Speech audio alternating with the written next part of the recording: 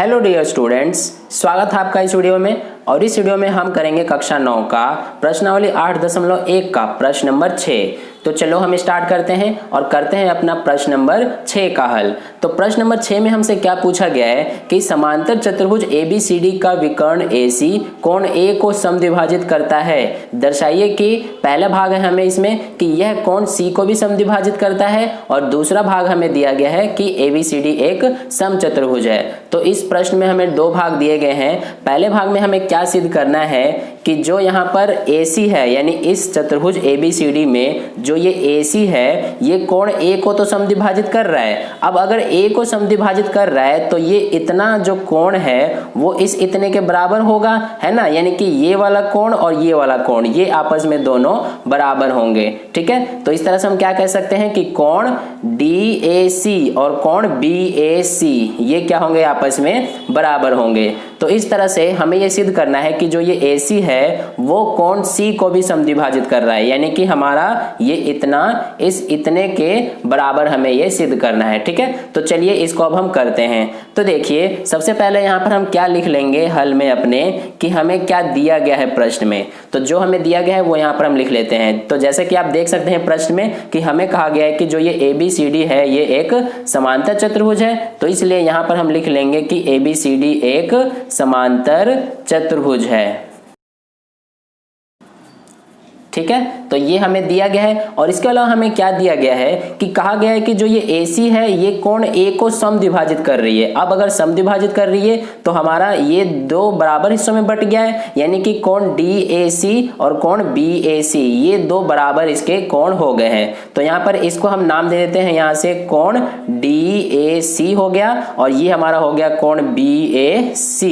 ठीक है, आपको ऐसे नहीं करना अपने नोटबुक में, मैं यहाँ पर आपको अच्छे से समझाने के लिए यहाँ लिख दिया है। ठीक है, तो इस तरह से यहाँ पर हम क्या लिख सकते हैं कि जो कोण DAC है और कोण BAC है ये बराबर है। तो यहाँ पर हम लिख लेंगे कि कोण DAC बराबर कोण BAC।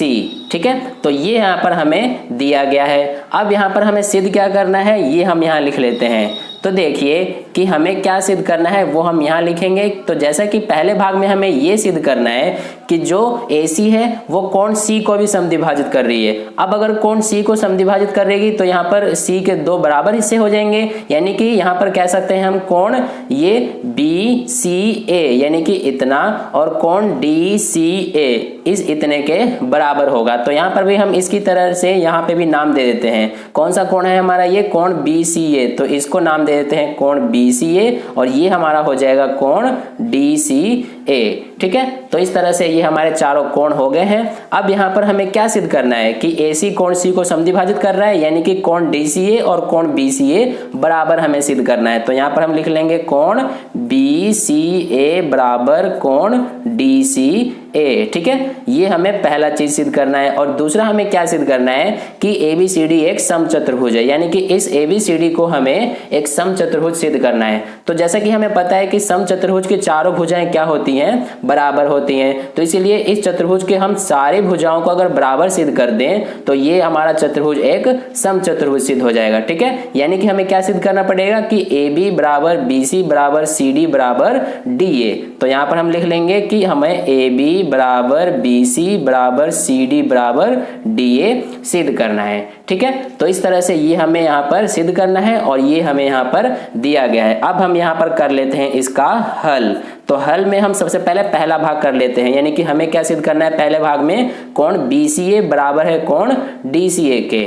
ठीक है, तो इस तरह से यहाँ पर देखिए अब हम करते हैं। तो यहाँ पर आप देखेंगे कि जो इस चतुर्भुज में हमारा AB भुजा है और ये CD भुजा है ये क्या है, आपस में समांतर हैं। तो यहाँ पर हम लिख लेंगे कि जो हमारा AB है वो समांतर है CD के। अब इसका कारण देंगे हम क्यों समांतर है, क्योंकि प्रश्न में हमें कहा गया है कि ये ABCD एक समांतर चतुर्भुज है और इसीलिए समांतर चतुर्भुज की सम्मुख भुजाएं समांतर होती है। तो यहाँ पर हम रीजन भी दे देंगे इसका कि समांतर चतुर्भुज की भुजाएं समांतर होती हैं। ठीक है। तो इस तरह से हमने ये कारण दे दिया इसका।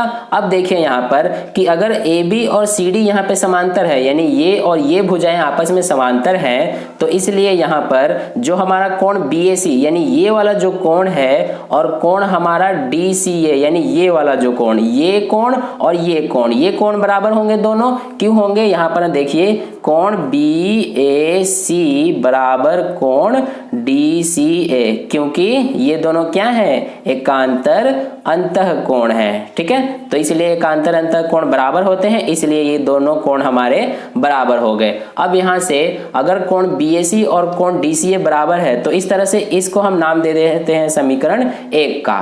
तो ये हमारा समीकरण 1 हो गया। इसी प्रकार से यहां पर हम क्या करेंगे कि जो हमारा दूसरा यहाँ पर भुजा है, यानी कि ये भुजा BC और ये AD, ये भी आपस में समांतर होंगी, तो इसलिए यहाँ पर हम लिख देंगे इसी प्रकार AD और BC ये भी क्या है, आपस में समांतर हैं। ठीक है, तो इस तरह से अगर हमारा AD और BC ये भी समांतर हैं तो ये हमारे कोण कौन कौन से, एक तो कोण DAC यानी ये वाला कोण और कोण BCA यानी ये वाला कोण, ये दोनों कोण भी आपस में बराबर होंगे। तो इसलिए यहाँ पर हम लिख देंगे कि कोण DAC बराबर कोण BCA। ठीक है, इसका भी रीजन दे देंगे एकांतर अंतः कोण। ठीक है दोस्तों, तो इस तरह से यहां तक हुआ और इसको हम नाम दे देते हैं समीकरण 2 का। तो ये हमारा समीकरण 2 हो गया। अब देखिए यहां पर कि अगर यहां से आप देख सकते हैं कि यहां पर हमें कोण DAC बराबर कोण BCA ये हमने यहां पर लिखा है, और यहां पर हमें दिया क्या गया है कि कोण DAC जो है वो बराबर है कोण BAC के, ये हमें दिया गया है। जैसा कि आप देख सकते हैं यहां पर कि कोण DAC और कोण BAC ये हमें दोनों बराबर दिए गए हैं, तो इसलिए हमने ये लिख दिया यहाँ पर। अब देखिए यहाँ पर कि कोण DAC बराबर है कोण BCA के और कोण DAC बराबर है कोण BAC के, यानी ये वाला जो कोण है ये हमारा कोण इसके भी बराबर है और ये वाला कोण हमारा इसके भी बराबर है। तो इसलिए यहाँ पर हम क्या कह सकते हैं कि समीकरण 1 और 2 से, तो यहाँ पर हम लिखेंगे कि समीकरण 1 व 2 से जो हमारा कोण है कौन सा, BCA यानी कि ये वाला जो कोण है वो बराबर हो जाएगा इस कोण से। क्यों होगा, क्योंकि समझिए यहाँ पर हमें क्या यहाँ पर कहा गया है समीकरण 2 और इससे कि DAC जो है यानी ये जो है वो BCA यानी इसके भी बराबर है और BAC यानी इसके भी बराबर है। तो इसलिए यहाँ से समीकरण 1 और समीकरण 2 से हमारा जो ये कोण BCA है ये भी हमारा कोण इस DCA के बराबर हो जाएगा। तो इसलिए यहाँ पर हम लिख देंगे कि कोण BCA बराबर कोण DCA। ठीक है, तो इस तरह से ये हुआ। अब अगर BCA और DCA ये हमने दोनों कोणों को यहाँ पर बराबर सिद्ध कर दिया, तो इस तरह से हम क्या कह सकते हैं कि जो हमारा AC है वो कोण C को भी समद्विभाजित करता है। तो यहाँ पर हम लिख देंगे कि AC कोण C को समद्विभाजित करता है। तो इस तरह से हमारा इसका पहला भाग सिद्ध हुआ। ठीक है, तो आप देख सकते हैं यहाँ पर हमने ये पहला भाग सिद्ध किया है। अब हम करते हैं इसका दूसरा भाग। तो दूसरे भाग में हमें क्या सिद्ध करने के लिए कहा गया है कि ABCD एक समचतुर्भुज है, यानी ये जो हमारे पास चतुर्भुज है इसको हमें एक समचतुर्भुज सिद्ध करना है। तो देखिए कि जैसा कि हमें यहाँ पर दिया गया है कि कोण DAC और कोण BAC ये हमें बराबर यहाँ पर दिया गया है, तो इस तरह से इसको हमने यहाँ से लिख लिया है। ठीक है, ये चीज तो हमें दी गई है। अब यहाँ से अगर कोण DAC और कोण BAC ये बराबर हैं, यानी DAC और BAC ये बराबर हैं, तो इस तरह से यहाँ पर जो हमारा कोण DAC है और यहाँ पर कोण BCA ये दोनों क्या है आपस में, ये भी बराबर हो जाएंगी। क्यों हो जाएंगी, एकांतर अंतः कोण के कारण, क्योंकि ये और ये क्या है एकांतर अंतः कोण है। तो इसलिए यहाँ पर लिखेंगे कोण DAC बराबर कोण BCA। क्यों, यहाँ पर रीजन भी दे देंगे हम, क्योंकि दोनों क्या है एकांतर अंतः कोण। तो इस तरह से ये हमारा हो गया एकांतर अंतः कोण। ठीक है, तो ये हमारा यहाँ पे हुआ। अब देखिए यहाँ पर कि कोण DAC और कोण BCA बराबर है, तो इस तरह से यहाँ पर कोण BAC और कोण BCA ये भी बराबर हो जाएंगी, यानी BAC और BCA ये भी बराबर हो जाएंगी। क्यों होंगी, ध्यान दीजिए कि पहले तो हमने क्या किया है, DAC और BAC को बराबर किया, यानी इन दोनों को बराबर किया, और ये बराबर हैं, और यहाँ पर DAC जो है वो BCA यानी इसके भी बराबर है। तो इस तरह से ये और ये भी आपस में बराबर हो जाएंगी, क्योंकि ये और और ये बराबर हैं, इसलिए ये दोनों भी आपस में बराबर हो गई। तो यहाँ पर हमने यही लिखा है। अब हम लेंगे यहाँ पर त्रिभुज ABC, यानी ये वाला त्रिभुज लेंगे, ठीक है। तो यहाँ पर हम लिखेंगे कि त्रिभुज ABC में आप देखेंगे यहाँ पर कि जो हमारा AB है वो बराबर हो जाएगा BC के, यानी ये वाली जो भुजा है वो इस BC के बराबर हो जाएगी। क्यों होगी? अब इसका कारण देखिए कि हमने यहाँ पर क्या किया है कि इस वाले कोण को और इस वाले कोण को यहाँ पर बराबर किया है। तो जैसा कि आपको पता है कि किसी भी त्रिभुज में बराबर कोणों की सम्मुख भुजाएं भी बराबर होती हैं, तो इसलिए यहाँ पर AB बराबर BC हो जाएगा। और इसका रीजन हम दे देंगे यहाँ पर कि बराबर कोणों की सम्मुख भुजाएं बराबर होती हैं, ठीक है। तो इस तरह से हमारा यहाँ तक हुआ। अब देखिए इसको हम दे देते हैं यहाँ पे समीकरण 3 का नाम। यहाँ तक हमने समीकरण 2 का नाम दिया है और इसको हम दे देते हैं समीकरण 3 का नाम। तो इस तरह से हमारा ये हुआ। अब देखिए यहाँ पर जो हमारा AB है वो जो है वो इस CD के भी बराबर हो जाएगा। क्यों होगा? क्योंकि समांतर चतुर्भुज की सम्मुख भुजाएं बराबर होती हैं, तो इसलिए AB बराबर CD हो जाएगा। तो यहाँ पर हम लिख देंगे कि हमारा AB बराबर CD हो जाएगा और यहां से इसका हम रीजन दे देंगे कि समांतर चतुर्भुज की सम्मुख भुजाएं,